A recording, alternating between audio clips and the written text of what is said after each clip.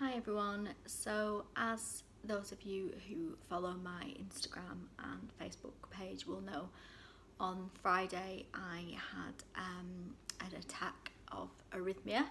I get them more often than I'd like to now, but some people have messaged me just to ask if I'm okay and to obviously see what happened, so I thought it would be an idea to do a post about it.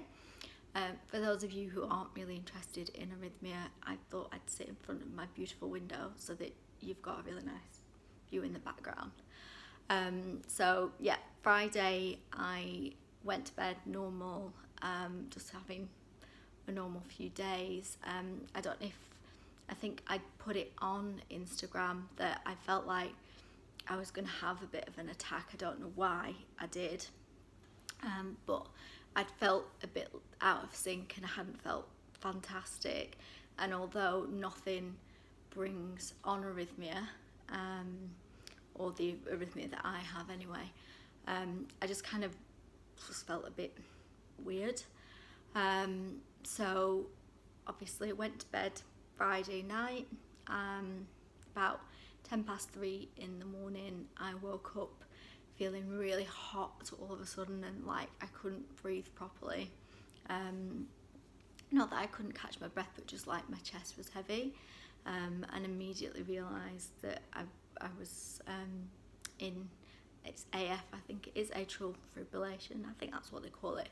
I've always called them palpitations. I've always said that I've had palpitations, but I think actually now that's a different thing.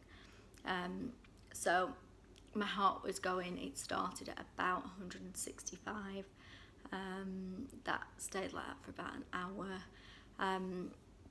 It's not the nicest feeling, but it doesn't hurt me anyway.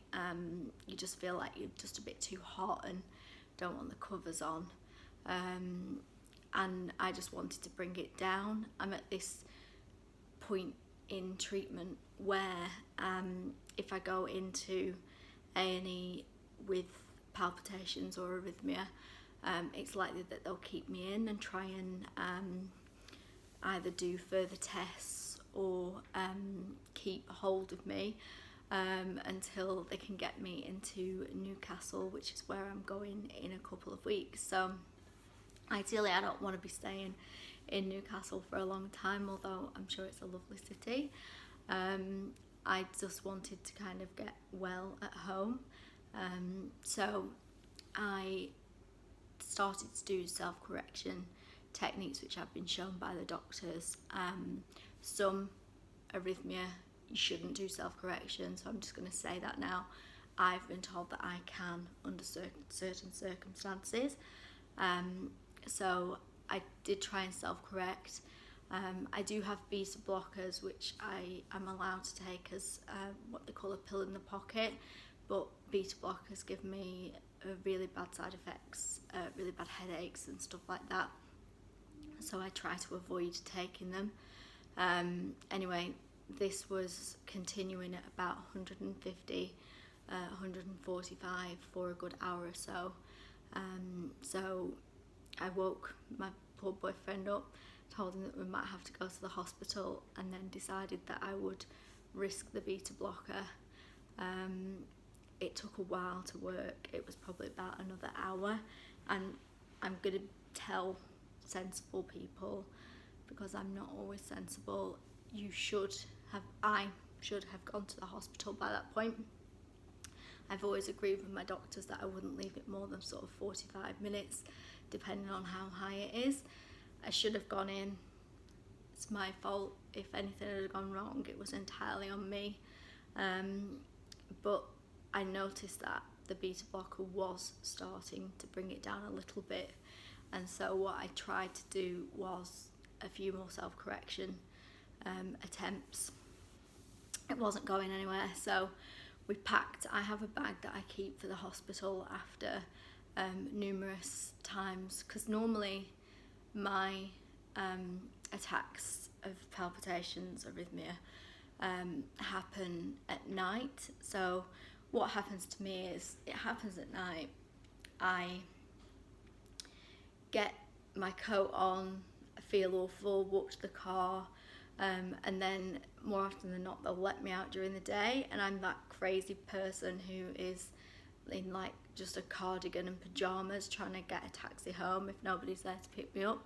So I've learned a bit better. There was also a time when I had to go in from work and I was in a dress, and anyone who's ever had an ECG will know that if you know you're going into hospital for your heart, you're never going to wear a dress. So I had to ring a friend who, bless her, came and brought me pants and a top, but I decided that I wasn't going to be in that position again. So we now have a hospital bag which just consists of toothbrush, toothpaste, slippers, clean underwear, nice set of pyjamas, a hairbrush, magazines, that type of thing, just because we never know how long I'm going to have to stay.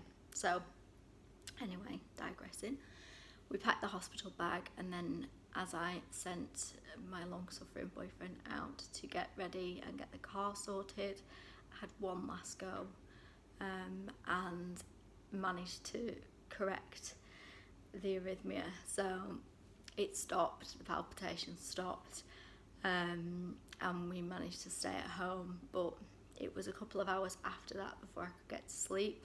I'm noticing more and more with being more aware of what happens in my body afterwards, that kind of the next day, wherever, some days I'm really tired after it, particularly if I've been in hospital. I think if I've not been able to self-correct and I've had to go into the hospital and they have had to take blood, put me on oxygen, give me drugs to stop it, I'm really wiped out for like a day or two afterwards, if not maybe even a week. If I manage to self-correct, it's not as bad, but I feel like I have this kind of adrenaline overload for a day or two afterwards. I don't really know what that is, so I'll probably ask someone who knows a bit better than me. They seem to be getting more frequent. I'd done had them very, very rarely until 2016, and I'll do a separate video about what happened then, but since then they seem to be coming in, they've become more frequent, but they're not as long. Some of them, sometimes I'll wake up from a night and my watch is a heart rate monitor as well, and I'll have a few alerts that say my heart rate's gone above 100, and I won't have always felt that depending on what level it's at. So I think there might be a couple of different things that are going on. But anyway, that was Friday's little, Saturday's little incident. I'm fine. For those who have them too, I'd be interested to know, do you self-correct, or are you sensible and go straight to the hospital? I know I should, and also to people who do have them, I will say, please be sensible, don't be like me. I have a handle on them now, really, and they don't scare me, but I think when, certainly like the first really bad prolonged attack was really frightening, and for a long time afterwards I've been scared of them just kind of coming on and being somewhere where I couldn't get to A&E or I couldn't get help, and it's not really happened. I've been lucky, but I do have the hospital bag is the start of a contingency plan, and I am going to sort of pad that plan out over the next couple of months, just so that I take the stress out of a stressful situation, not necessarily just for me, but for the people who are with me. So yeah, if anybody's got any tips on that, on how do you manage your arrhythmia? Is there something that, if you've got CHD and you're having them, do you notice that it's after you eat certain stuff? Or for me, mine just like come on at any time, but I'd be interested in seeing if somebody's got idea as to what brings theirs on. I might try and cut that out of my diet or something like that. But anyway, that's the story of the arrhythmia, and I will keep you posted as to what is happening with it, and maybe try and, if I do go in again with one, I'll try and get a bit better film than the one I posted last time. I wasn't really sure what I wanted the channel to be about, and I recorded that, so it was just like stupid Snapchat filters and boredom, so I'll try and be a bit better and get you more interesting footage next time I go in. Thank you.